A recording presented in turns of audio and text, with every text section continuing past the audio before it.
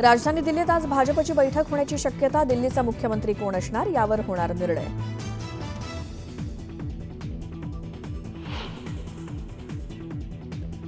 कोकणात राजकीय भूकंप होण्याची शक्यता. आभार दौऱ्याच्या निमित्तानं उपमुख्यमंत्री एकनाथ शिंदे आज रत्नागिरीत. अनेकांचे होणार पक्षप्रवेश.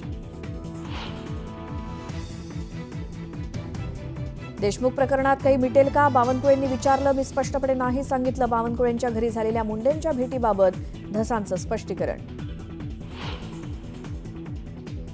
सुरेश धसांनी गोरगरिबांचा विश्वासघात केला. मुंडेंवरती आरोप करणं हे नाटक होतं. आता धसांचं तोंडही बघायचं नाही. मनोज जरांगेंचा संताप. रणवीर अलाहाबादियाचा फोन नॉट रिचेबल. घरालाही कुलूप. पोलिसांनी चौकशीसाठी बोलावलं, मात्र रणवीर गैरहजर. पोलिसांची माहिती. नवी मुंबईत सिडकोच्या 26,000 घरांसाठी आज सोडत निघणार. सकाळी 11 वाजता संगणकीय पद्धतीनं काढली जाणार सोडत.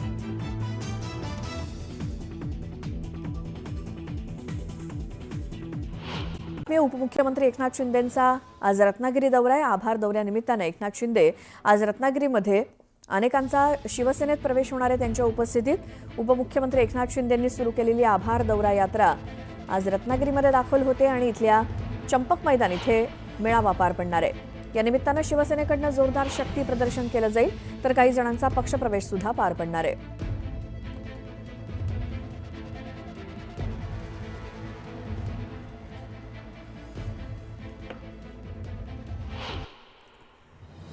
मंत्री धनंजय मुंडेंवरती सातत्यानं टीका करणाऱ्या सुरेश धस यांनी धनंजय मुंडेंची भेट घेतली. या भेटीनंतर केवळ तब्येतीची विचारपूस करण्यासाठी गेल्याचं स्पष्टीकरण सुरेश धसांनी दिलं. या भेटीमध्ये दोघांमध्ये तब्बल 4.5 तास चर्चा झाली. सुरेश धस यांनी मुंडेंची भेट घ्यायला नको होती. धसांनी विश्वासार्हता गमावली. राजकीय दबावामुळे त्यांनी भेट घेतली, अशा शब्दात मनोज जरांगे पाटील यांनी सुरेश धसांवर टीका केली. एवढा प्रामाणिकपणे काम करणारा माणूस अचानक यू-टर्न कसा काय घेतो हे कळायला मार्ग नाही. 4.5 तास चर्चा झाली असेल तर तुझ्या गळा माझ्या गळा गुंफू मोत्याच्या माळा, अशा शब्दात आव्हाडांनी धस यांना टोला लगावला. बीडची जनता संतोष देशमुखांना न्याय केव्हा मिळणार या प्रतीक्षेत असताना सुरेश धस यांनी धनंजय मुंडेंची भेट घेतली. हा बीडच्या जनतेचा विश्वासघात आहे असं म्हणत सचिन खरात यांनी धसांवर टीका केली. सावित्रीबाई फुले पुणे विद्यापीठातील प्रवेशासाठी सीईटी जाहीर झाली. त्यानुसार 18 ते 20 मार्च दरम्यान पदव्युत्तर पदवी प्रवेशासाठी तर 4 एप्रिल रोजी पदवी प्रवेशासाठी सामायिक प्रवेश परीक्षा घेण्यात येणार असून अर्ज करण्यासाठी 3 मार्चपर्यंतची मुदत देण्यात आली आहे. तुळजापूरच्या मंदिराचा जीर्णोद्धार, रायगड किल्ला संवर्धन आणि मराठी चित्रपटासंदर्भात सांस्कृतिक कार्यमंत्री आशिष शेलार यांच्या दालनामध्ये बैठका झाल्या. या तीनही विषयात पुढच्या 15 दिवसात स्वतंत्र बैठका घेण्याचा निर्णय झालाय. राज्यातील एक पडदा थिएटरची अवस्था अत्यंत बिकट असून तब्बल 700 ते 800 थिएटर्सपैकी बरीच थिएटर्स बंद पडली आहेत. त्याच जागेवर मोठं कॉम्प्लेक्स तयार करून एका मजल्यावर थिएटर करून द्यावं अशी मागणी सांस्कृतिक मंत्र्यांकडे करण्यात आली आहे. महाकुंभमेळ्यात 50 ते 55 कोटी लोक येतील, ज्यामुळे उत्तर प्रदेशच्या अर्थव्यवस्थेला चालना मिळेल असं योगी आदित्यनाथ यांनी म्हटलं. तसंच महाकुंभमेळ्याच्या आयोजनासाठी 1500 कोटी रुपये खर्च झाले असून त्या बदल्यात 3 लाख कोटी रुपयांचा फायदा होतोय असंही योगी आदित्यनाथ यांनी म्हटलं. राज्यातील बाजार समितीत बाजारात मक्याची आवक 730 क्विंटल इतकी झाली, तर सोयाबीनला 2211 रुपये प्रति क्विंटल इतका दर मिळाला. बाजारात मक्याची आवक मोठ्या प्रमाणात मंदावली आहे. राज्यातील बाजार समितीमध्ये सोयाबीनची आवक 18,221 क्विंटल इतकी झाली, तर सोयाबीनला 3,878 रुपये प्रति क्विंटल इतका दर मिळाला.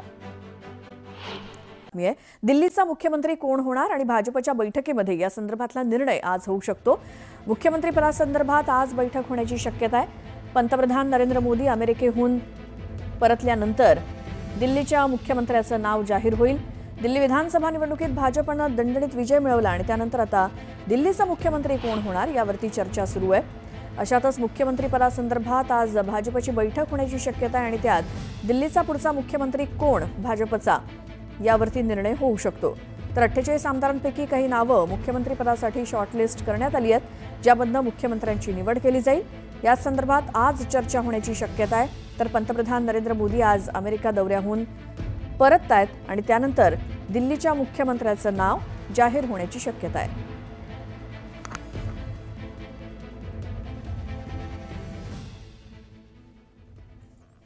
आता या बुलेटिनमध्ये बघूयात सकाळच्या 100 बातम्या.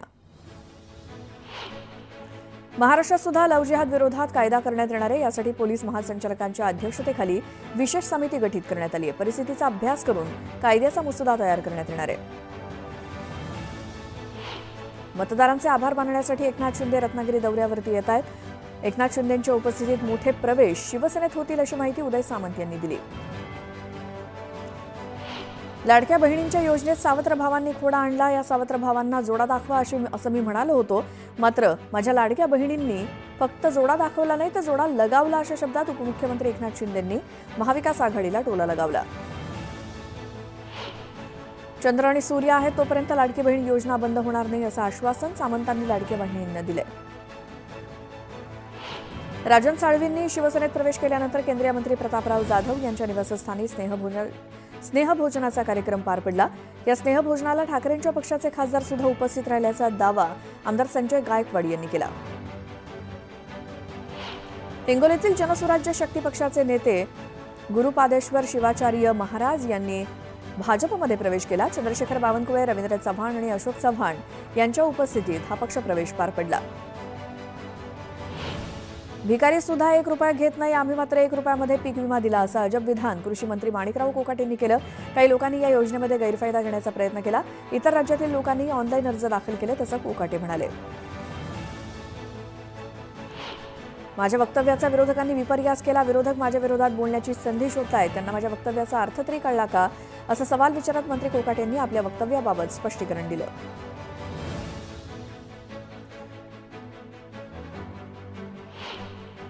उठसूट उपोषण करून आरक्षण मिळत नसतं. शिंदे समितीला मुदतवाढ दिल्यामुळे काय साध्य होणार आहे असा सवाल विचारत सरकारनं जरांगेंच्या आडमुठ्या धोरणापुढे झुकू नये असा सल्ला ओबीसी उपोषणकर्ते लक्ष्मण हाके यांनी दिला.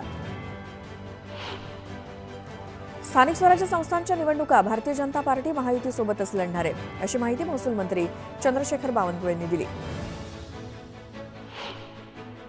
मंत्रालयातल्या वॉर रूमवरून आमच्यात कुठलाही वॉर नाही असं स्पष्टीकरण उपमुख्यमंत्री एकनाथ शिंदेंनी दिलं. शिवसेनेच्या मंत्र्यांच्या कामाचा आढावा घेण्यासाठी समन्वय कक्ष तयार केला असून ते वॉर रूम नाही असं शिंदे म्हणाले. रोजच राजकारण पण करायचं नसतं, कधी मित्र पण जपायचं असतं. राजकारणामध्ये विरोधक पण मित्र असू शकतात, त्यामुळे आमच्याकडे कधी कोणी आलं तर आदित्य ठाकरे यांना काय अडचण आहे असा सवाल भरत गोगावलेंनी उपस्थित केला. केंद्रीय क्रीडा राज्यमंत्री रक्षा खडसे आणि राज्याचे वस्त्रोद्योग मंत्री संजय सावकारे यांच्या उपस्थितीत जिल्हाधिकारी कार्यालयात आढावा बैठक पार पडली. विविध योजनांची माहिती घेत अधिकाऱ्यांना योजनांच्या अंमलबजावणीबाबत सूचना देण्यात आल्या. जालन्यामध्ये मंजूर झालेल्या जुन्या प्रकल्पाचं श्रेय घेण्यापेक्षा नव्यानं प्रकल्प आणण्यासाठी प्रयत्न करा असा सल्ला भाजपचे नेते रावसाहेब दानवेंनी अर्जुन खोतकरांसह गोरंट्याल यांना दिला. मत्स्य व्यवसाय मंत्री नितेश राणेंच्या पुढाकारानं ताडदेव इथल्या मासळी विक्रेत्यांचा पुनर्वसनाचा प्रश्न अखेर सुटला. पालिका आयुक्तांनी महिलांचं पुनर्वसन ताडदेव इथेच करणार असल्याचं आश्वासन दिलं. परिवहन मंत्री प्रताप सरनाईक यांच्यामार्फत खास मीरा भाईंदरमधील उत्तम पाली चौक इथल्या जनतेसाठी लोकदरबाराचं आयोजन करण्यात आलं होतं. मच्छीमारीला येणाऱ्या अडचणी आणि स्थानिकांचे प्रश्न सोडवण्यासाठी बैठक घेण्यात आली.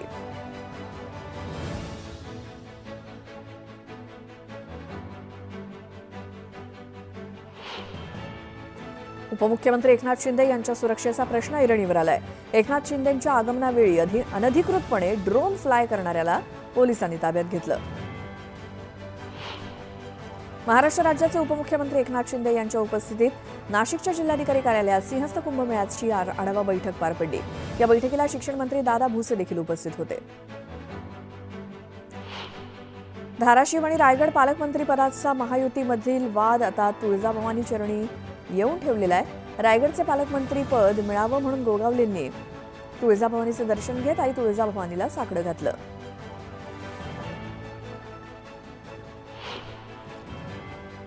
एक महत्त्वाची बातमी, उपमुख्यमंत्री एकनाथ शिंदेंचा आज रत्नागिरी दौरा आहे. आभार दौऱ्यानिमित्तानं एकनाथ शिंदे आज रत्नागिरीमध्ये अनेकांचा शिवसेनेत प्रवेश होणार आहे. त्यांच्या उपस्थितीत उपमुख्यमंत्री एकनाथ शिंदेंनी सुरू केलेली आभार दौरा यात्रा आज रत्नागिरीमध्ये दाखल होते आणि इथल्या चंपक मैदान इथे मेळावा पार पडणार आहे.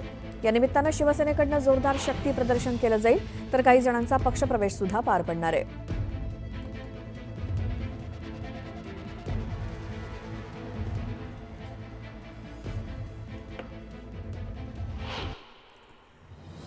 मंत्री धनंजय मुंडेंवरती सातत्यानं टीका करणाऱ्या सुरेश धस यांनी धनंजय मुंडेंची भेट घेतली. या भेटीनंतर केवळ तब्येतीची विचारपूस करण्यासाठी गेल्याचं स्पष्टीकरण सुरेश धसांनी दिलं.